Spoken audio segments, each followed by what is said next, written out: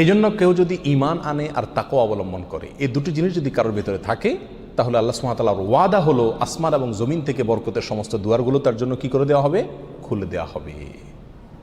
এই জন্য ভাই, ঈমানকে খালেস করতে হবে শিরক থেকে, কুফরি থেকে, নেফাকি থেকে।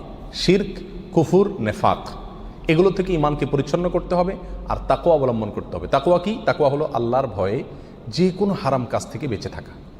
আল্লাহর ভয়ে যদি আমি হারাম কাজ থেকে বেঁচে থাকার মানসিকতা আমার ভিতরে থাকে, যার ভিতরে যত বেশি থাকবে আল্লাহ সুবহানাহু ওয়া তাআলা তার জীবনকে তত বেশি বরকতময় করে দিবেন। বরকতের দ্বিতীয় নম্বর চাবি হলো যে কোনো কাজের শুরুতে বিসমিল্লাহ বলা। যে কোনো কাজের শুরুতে কি করা? বিসমিল্লাহ বলা।